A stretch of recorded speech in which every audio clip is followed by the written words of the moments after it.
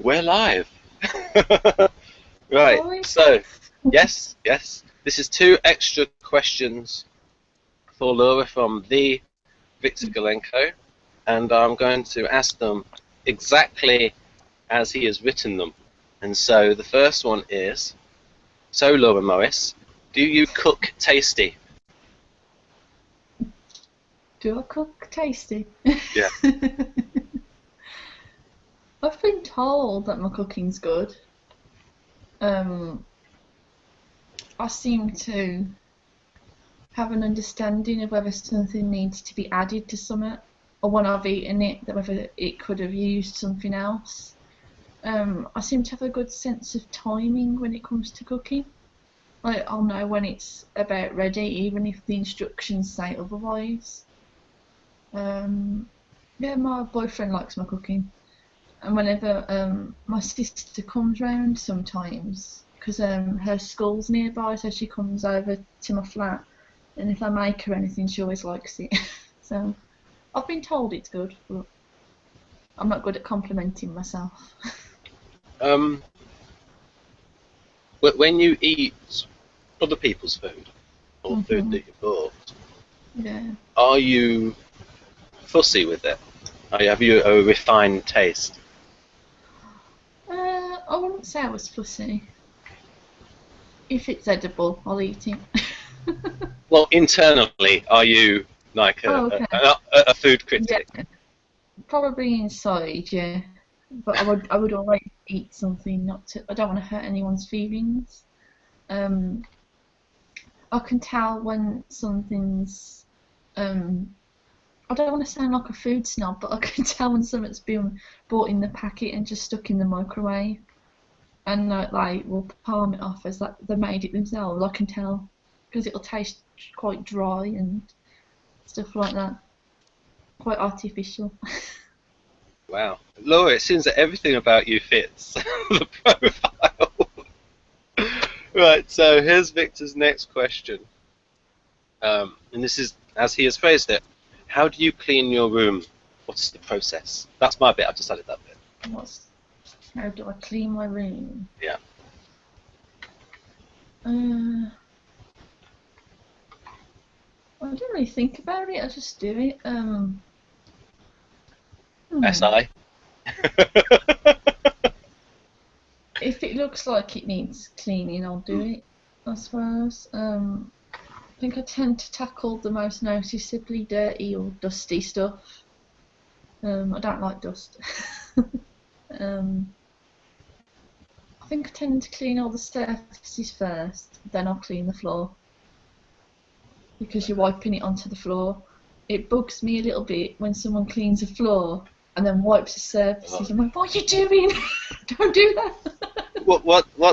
What amuses me is you're demonstrating Western SI and socionics SI. So like the Western SI is like there's a routine and the procedure, and the socionics SI is got to get that cooking and cleaning right. Yeah.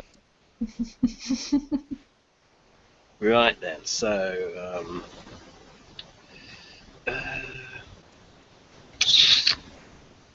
but those Victor's questions. I don't know if I've asked you before. I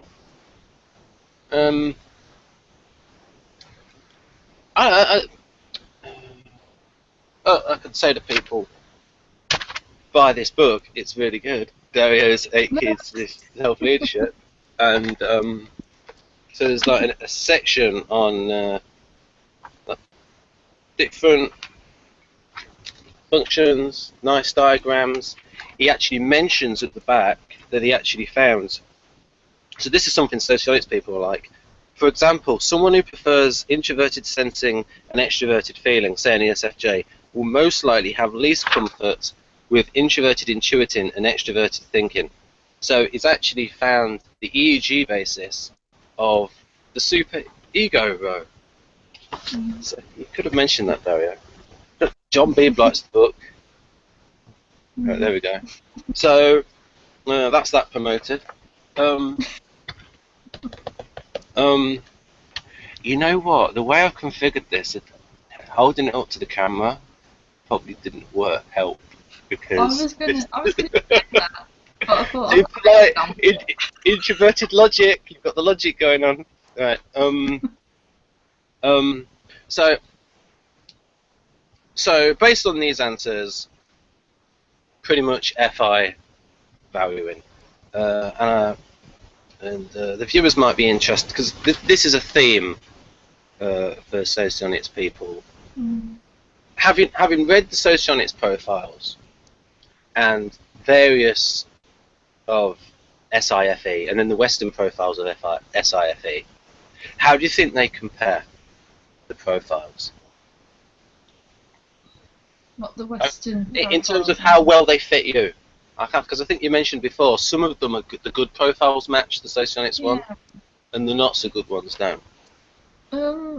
Most of the Socionics ones fit me because there's less of a focus on being a traditionalist, whereas I feel in some MBTI SI descriptions it's very outdated and focused on being a traditionalist, but it was obviously written at a different time where traditions were different, so now it's quite outdated.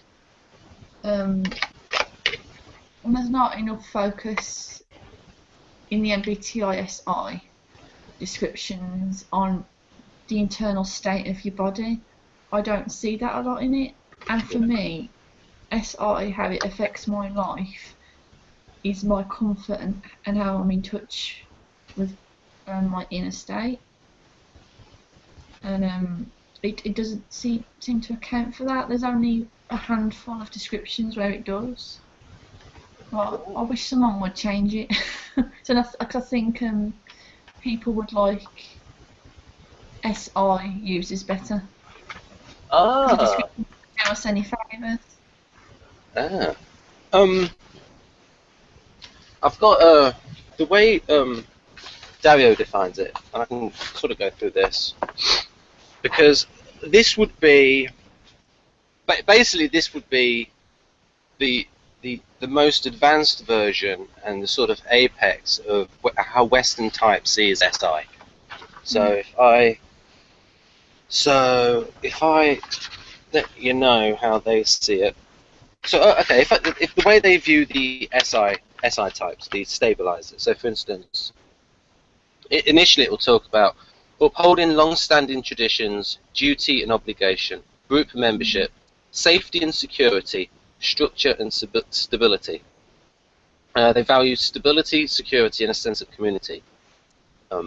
People of this temperament prefer cooperative actions with a focus on standards of norms. People of this temperament are usually talented at logistics and at maintaining useful traditions. The key on useful. They usually get the right things in the right place at the right time, in the right quantity, in the right quality, to the right people, and not to the wrong people. They have a knack for attending to rules, procedures, and protocol, including best practices to ensure changes implemented in a way that maintains stability. So is that fair? Some bits, like, I can imagine somebody who isn't an SI type would read that and take it the wrong way, though. That's the only thing. Like, I understand that would apply to me, but I can imagine someone, especially a new person, who's new temperature, reading that and thinking, oh, they're these hardcore traditionalists who don't appreciate anything new or innovative, and you know what I mean, those kinds of people. When that's actually not true. It doesn't seem to account for the fact that ISFJs do like change. We're open to change, but we're not really good at creating that for ourselves because we're very into comfort and stability, and sometimes we might get stuck in a rut and be quite happy to stay there. But if someone can help us with that, we're quite open to that. I looked at, on a whim, I looked at the definition of comfort zone on Wikipedia, and to me it was like, wow, it has both Socionics SI and Western SI. Because it's like the people are comfortable in a situation where they are with their normal routine and normal procedures. Yeah. So, Familiarity. right. So if you tell me about what you think about a comfort zone, and now you experience that, then I think both sides will sort of be in that. What my comfort zone's like. Yeah. Yeah. And Yeah. I like to know what I'm doing. If I don't know what I'm doing, I feel like I'm gonna mess up, and I'm really scared of messing up. So my comfort zone is I know what's going on, I know what to do. Things are familiar. Nothing's going to be sprung up on me. When I think of my comfort zone, it's usually just doing the same stuff I do all the time. Not really changing my routine. wow. Well, that's a tick in the box for Western SI. It's just the use of that word traditions.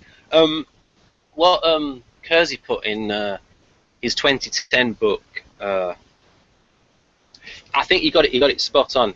He said regional norms. It didn't say traditionally, so that makes people think, what are the regional norms? So for instance, if someone comes, so for instance, NFs are cooperative. So an NF that goes to university, and if the university is very left-wing, they're going to fit in and be compliant. Whereas in American universities, it's very hard for people to be a libertarian, and they have to keep quiet about it. And So regional norms, it's yeah, like region you live in.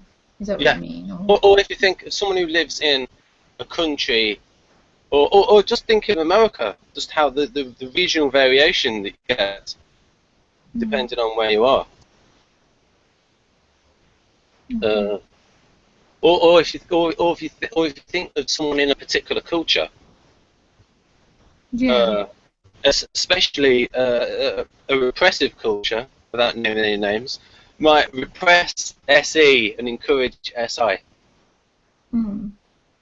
So, so I would say conventional rather than traditional. And Yeah, oh yes, definitely. and the best thing about SI, what Dario was pointing out here, is that SI types often show brain activity that reflects their background, training, and job expertise. This might show up as surprisingly high activity in a particular brain region, or they might present themselves one way most of the time, and then suddenly switch on in neocortex regions that normally lie dormant. Either way, the SI types are stimulated by focusing on activities that correspond to their specific experiences and training. And so, SI types are specialists. They can remain focused with skill on a single activity that they have practiced, and they have a propensity for rote memorization, repetition, and in-depth reviews of daily events, all habits that help them burn new neural pathways. So an SI type can be very good at their job, and so we need to sort of look at an SI type doing something which is very sophisticated to become a specialist at it. And so he gives, and so he will give the example of, and the people in this book are based on real people. So for instance, I'll give you a description of Stan. He is diligent, loyal, steady, and occasionally quite funny. His friends and family know him as an honest man of conviction and a hard worker who contributes to his community. So that's like the standard. But then we get to that standard definition. Then we get the other stuff. He works as a computer programmer, has played football since college, and keeps up a small radio comedy show. His best fit personality type is ISTJ. So just that ability to like switch on a part of the brain that they've mastered and have this surprising skill. And I can ask you about that. Have you noticed with SI types where they display a skill and go, "Whoa, that wasn't in the profile"? My mum's ESFJ, and I've noticed with her, she's the only other SI type I'm really close to. Yeah. with her, you wouldn't expect her to be as intelligent as what she really is, and to know as much as what she does. And I've seen that with her. Like, she could have easily done something like got into quite a complex job. Yeah. But never did. But you wouldn't, from just talking to her, you wouldn't expect that from her. Ah, yes, I've noticed that with an ESFJ that I know. Oh dear. I hope the viewers didn't hear that burp. Uh, I was thinking. Oh yes, this. I have a hypothesis based on. Do you think SI types read more than average? I'd say I used to. I can imagine ISTJs do. Yeah, my mother Um, whips through Game of Thrones. I used to read very quickly, used to get through books very quickly when I was growing up. I tend to read a lot on the internet now. I do enjoy reading stuff, and I remember it quite well. Not as well as I used to when I was younger. I think I'm getting old. Well, Dario did mention that it's harder to learn things after 30. But I'm not quite 30 yet, but... No. I've learned socionics after 30, so there's hope. So, and I also think, and I've asked my mother about when she's reading novels, and there's all of that description, and she says she can imagine different smells easily. I find it hard to imagine different smells. Do you find that easy to imagine particular smells? I can imagine all sorts. If I'm reading, even if the description isn't very good, I'll imagine it. I'll even imagine it in a place I've been to before, if a description isn't very good. And I can imagine how things smell, how things feel. Even like the texture of things, even the texture of, when you like look at someone's hair and you can tell if the texture's going to be dry or. But I will even imagine really little things like that.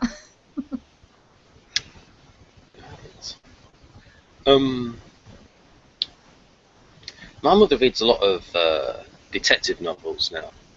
Alright. And but she didn't usually, like, in the early days, like when she was like in the 40s, there was stuff like Mills and Boone, but like loads of detective novels now. And some of the theory of that is the SJs like to see the criminals caught. But yeah, I mean, so looking at so we've covered like the socionics SI. With the cooking, I mean, if we're comparing stereotypes, I would say that the socionics SI is more of a stereotype than the Western SI, because if they had that version of it, if you had all the MBTI teenagers with the socionics definition of SI, you know that they would be posting on the internet, oh, that means you're good at cooking and cleaning. That's all you're good for. That's what they would say. So it's more a thing about the people than the actual definition. So there's that. And then also the internalization of feelings. I know it's the case for a lot of people, but is music very important to you? Very, very, yeah. Have to listen to my music. I once had I still have an ESFJ. She said that she can be having a terrible time, but as long as she's got music to listen to, that will always lift her. Yeah, I think it's because it's something sensory that you can experience. Because after I come home from work, probably the first thing I do is put my earphones in and stay in my room for a bit, listening to music. So we've sort of covered socionics SI. And then when I talked to you about comfort zone, you effectively talked about Western SI in terms of going. Oh yes, I can also say what the empirical results are of Dario's SI research. So they are constant. Oh, here we go. Review and practice in order to specialize and meet group needs. Constant practice helps their brains specialize. Improve when watching a role model or example. Often in touch with body sensations. Actually, it says that first as well. Each track where they are in a task. Use their whole brain to review the past. Strong memory for kinship and raw details. May over-rely on authority for guidance. Mm. So, good at being on task. It's also split it up into a theoretical view of SI. Carefully compare situation to the customary ways you've come to rely on. Check with past experiences. Stabilize the situation and invest for future security. Right. That's that mentioned. Pretty much. What we could do is, Victor couldn't hear last time, and he didn't mention anything about your accent, so it was the sound. It was bad sound. So I could re-ask those questions again. And, I think it's first question was if you tell us about your work or your study. Will I do it again? Well, I don't know. I mean, it depends how bad. I mean, it can't hurt. No, I'll do it again. I'm trying to remember what I said now. Tell us about your work or study. Okay.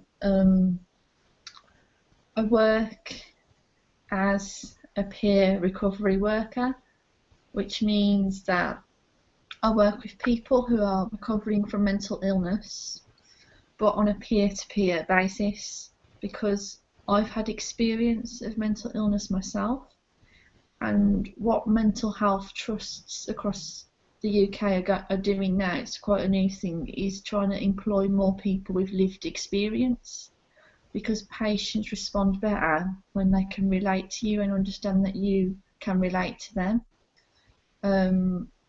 My job is mainly to get people out into the community and not be socially isolated. It's to trying to think of the word prevent social isolation.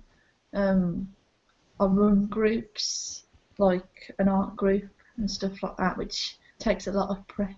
That's where I was this morning buying art supplies for the session next week. I help them get back into college or into work. Like, it's all about interacting with the community instead of shutting yourself away, which is what a lot of people who are mentally ill tend to do. I really enjoy my job because I get to use my lived experience, and that's what's valued in terms of my skills. The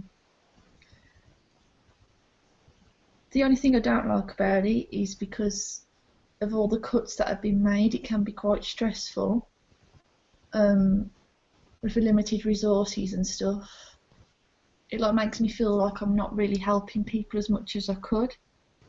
And but I've learned along the way that I'm not responsible for looking after everyone, and I can't fix everybody. And people are responsible for themselves. But that's been a really hard lesson to learn, because my automatic response is to be like, I'll do it all for you, I'll fix everything for you, I'm responsible for your happiness. But now I've learned the hard way that people are also responsible for their recovery and happiness. That's a full answer. That's a better answer this time. Yep. How do you think that? It's a little side question. How do you think that relates to your Enneagram type? I think I'm Enneagram 6. If in terms of tri-type, I think there's definitely a 2 in there. Yeah. That relates to my Enneagram. But I'm Or finding that in my job, you mean? or just generally in yourself. So it's just a sort of another scale to measure yourself by. Hmm. Or parts of the profile. What of Enneagram 6? Yeah. I find I have a distrust of authority, or I blindly trust them. Like in the people above me at work, like I put a lot of trust in a new boss I had, and I kind of would always okay everything I was doing with her, and assume if I okay everything with her, I can't possibly do the wrong thing. You know what I mean? I don't like to make mistakes, Yeah. but I found out that actually she's not the nicest person, and that comes as a shock to me because for some reason I thought she's my supervisor, so it's like when you're a kid and you think all adults are nice and all adults are right, or all teachers are right. It's a little bit of a shock. I hope she ain't got the internet. Oh, she won't know.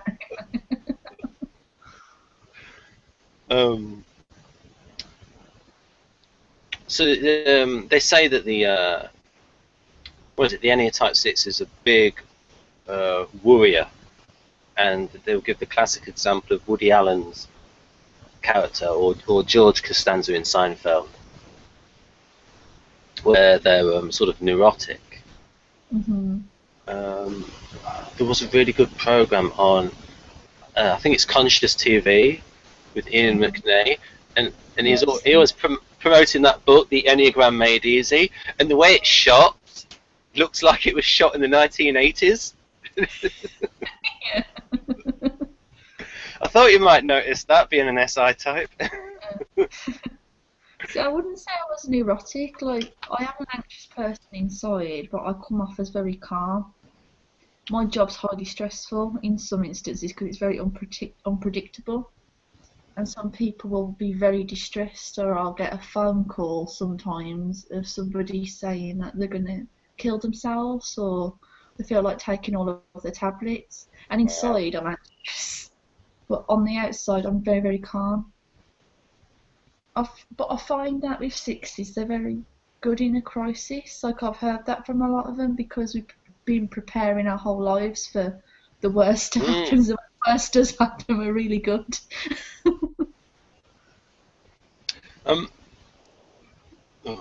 Going back to you noticing that it looked like it was shot in the 80s. A general question: do you think you notice things that other people don't? Oh yeah, but too much. I noticed too much. I didn't realise how much I noticed things until I met my partner, who is Mr. Oblivious and doesn't notice anything. And I'll be like, "Did you notice so and so?" And he'll be like, "No." I'll notice other people too much as well, and I'll notice subtle looks on their faces, and I'm very sensitive to what other people think of me. So especially if I'm in the office at work or something and I notice a funny look that most people wouldn't have noticed. I even notice when someone's trying to hide that they're giving me a dirty look or giving someone else a dirty look. I'll notice it, and I wish I didn't. Sometimes I wish I was more oblivious. Do you wish you were more oblivious to bad acting on TV? To what? Do you wish you were more oblivious to bad acting on TV? So your enjoyment wasn't spoilt as much?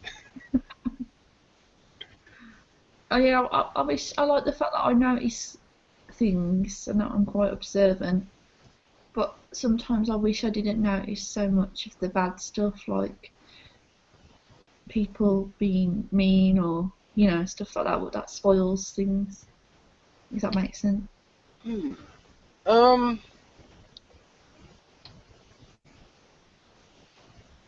you think SFJs notice? It's hard to tell. I was just thinking, Daria mentioned something about if an ESFJ is told about a hypothetical situation of someone doing something wrong, that they'll have a gut reaction to it. And I just wondered, because I have that when I see something in a soap, or just, you know, it's not real, we have the same reaction to that situation. Oh, the one thing Dario mentioned, part of the brain behind the left ear, in right-handers, called T5, is active when the SI type see, as you said, if they will see a facial reaction and say a frown on somebody else's face, and they will have a gut reaction to that, even if it wasn't their fault, they will have that feeling. Yeah. Yeah. My mom does it as well, my ESFJ mom, because nobody else understands that about me, and they'll be like, just ignore it, and I'm like, I can't ignore it, because like I notice everything, that's my thing, and I can speak about it with my mom, and she totally understands that. And if we're out together, we'll just look at each other when we've noticed something and go, did you see the way they looked, and did you see the way they looked at the other person? And we'll be like, yeah, we both clocked it. In Dario's book, it says that the FI types are the hardest to embarrass. FI? Yeah, the FI types are hardest. You might, if you, I don't know, if you might notice that at night if you see ESFPs, the way they behave and dress, and what they wear. Yeah. INFPs? I'm not sure INFPs. Yeah, because they're more. INFP. Yeah, they're more compliant.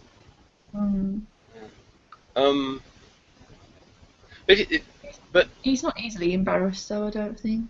Because if, like, the way I would think it would be, I would think, especially with the NFNI people, that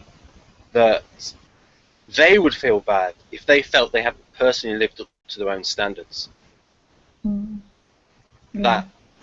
And Dario will define FI as staying true to who you are. Oh yeah, yeah. Even stubbornly so.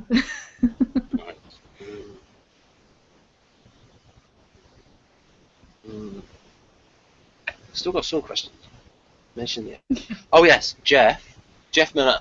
He said something. A couple of days ago, I rewatched my video with him. It's like 3 hours long.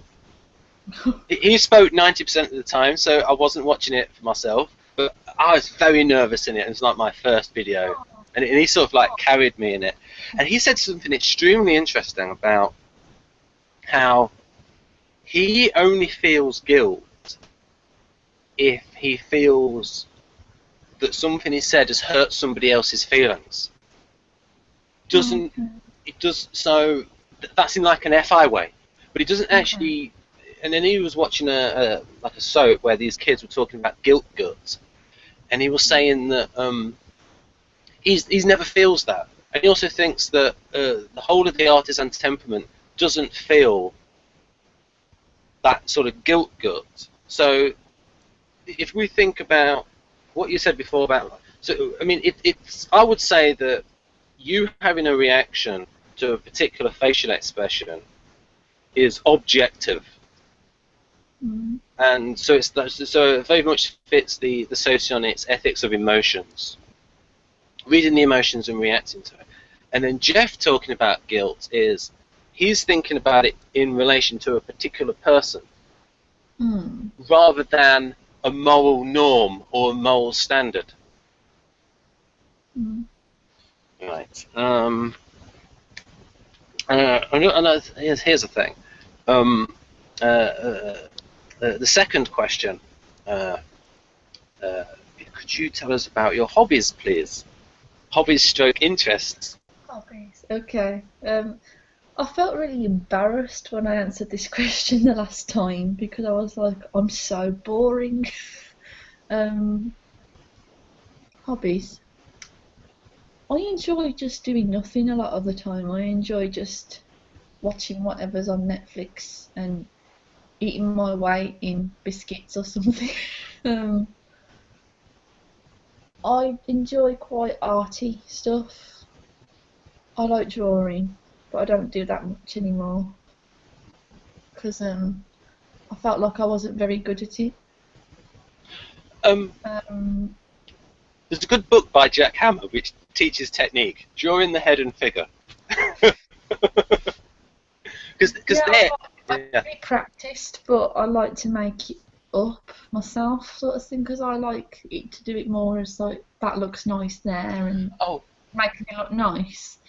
And but in the art world, everyone's really critical, and it's like a norm, and it's sort of like expected that you criticise each other, and then you're a really good artist if you're a snob, and I don't like that. I don't like getting involved. I can't really share my hobby with anyone because any other artist is annoying. And usually maybe an FISE. But getting back to technique is when I learnt technique for writing is there's a difference between slavishly following a formula and then technique. So technique in art would be the size of the head compared with the rest of the body. Proportions. Shows how tall the person is. And so they'll measure the length of the body and the number of heads it is. And things like, so that's like a truth. And then it'll be, you have to think about the balance of the person, their center of gravity. Again, that's not so prescriptive. It's like, okay, that's something to think about, that's useful. That's not saying, well, you've got to do this and then that and then that and this. And then things, and so just useful techniques. And so you know, well, I know how to draw hair, I know how to draw eyes, and of course, learning that, and of course Jack Ham will show you all the different ways, and then you can imagine if you're practicing yourself, and it's like, and then you've got like, you can draw all the way he draws eyes, and if you're drawing, and if you're like really into it, it's like you can have like 100 different ways of drawing eyes. And all this sort of, and I would say that Amanda Connor is fantastic at drawing faces and her sort of facial expressions. Now, here's what I'm doing at the moment with this little bit of digression. I might doing a little bit of NE. I'm going to try and look for, so for instance, there, the expression on the cat, I'll just see if people can see. I don't know. With Power Girls washing it, there's, just see the fantastic facial productions. See, I can't do that. You know, people who draw like cartoon comic book style, because the trick is not to be overly detailed. If you know what I mean, I can't help but be very detailed with my drawings. Look at the little bits of humour she puts in, like she's finding him attractive, so she puts a finger around the collar. So again, all the experience with just learning eyes. What we got here? I like the front cover. Right, what we got here? Look at all the muscle there. Oh no. Right, so that's something else that she's so good at combining the elements. So there's a bit here where she, again, all of the faces. So even though it's cartoonish. Right, here we go. There's good jokes. Here we go. I don't know if people can read. I can't see it. It's too blurry. How about that? He's looking at her chest, so she pushes his head up with her finger. Then we good jokes. Here we go. What we got here? Stop messing with my globes. Again, but again, it's amazing that you convey an emotion just with the eyes and the eyebrows. That so much is conveyed that way. Right. Whoa. All right then, back to there. Right, so I don't know how I digressed onto that. Just going with it. Right, okay. But yeah, I mean, so lots of human. So even though it's so again with the eyes, so that could be said to be objective. Certain shapes mean certain things. Uh, uh, I never used to notice. Getting back onto reading emotion, I never used to note being TINE. I never used to notice bad acting. I would hear people talking about it on TV, saying, "Oh, she can't act, he can't act." To me, I just couldn't see it. Even with like Arnold Schwarzenegger. and but then as I got older, I'm noticing these things. I'm noticing who's overacting, and then I sort of watched Battlestar Galactica when it came back in 2003. The standard of acting, and just getting used to that standard, and everything seeming overacted compared to that. And now when I watch Game of Thrones, I would say Emilia Clarke, she that plays Daenerys, I think she sounds fantastic. So it's like she's like a theatre actress, but her face, not so good. I think the best person in it is Lena Headey that plays Cersei Lannister. I think like there was a scene recently where I think she's great in it. So with an INTP, it's just getting older, developing those other functions, and so I've developed that part of FE, the reading of emotions, but the other part of it, which is the raising the spirits of somebody else and consoling somebody else, that has only improved a little bit. So that's right. Right, I'm sure that's relevant somehow. So we've done hobbies. Oh yes, this was a good one. I remember you giving good answers on this one. What are your strengths? I think I said like being nice, didn't I? Yeah. Just being nice. That's a good strength, and a lot of people could do with learning that. INTJs.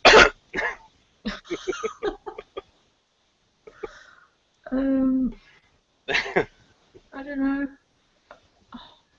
That's difficult to answer because I don't really. Okay. My strengths, I don't know.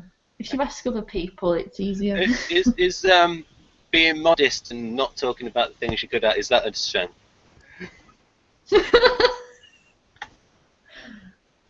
Yes, that's my greatest strength. Being modest. So what about weaknesses?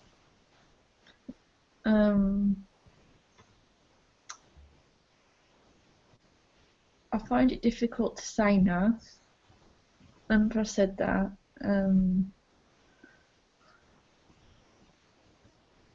I don't put myself forward very well. I fade into the background a lot. I've been told by multiple people wherever I go that my biggest flaw and the only thing that holds me back is my lack of confidence, and that I could do a lot more. I always get told I've got potential, but I never really understand what they mean. I always get told I've got potential and it's just a lack of confidence, and I need to put myself forward a bit more, and I never understand what they mean or what they're seeing. Do you think they're usually SE types that are saying that? I don't know. I think because my mum's always said it, that if only I was more confident. But lots of people have said it. I think my dad's an SE type, and he's like tried to tell me to just go for it, just push myself to the front, and I'm like, I don't know how. And even if I got to the front, I don't know what I'd do. Yeah, I'm not a big personality, and I don't like a lot of attention.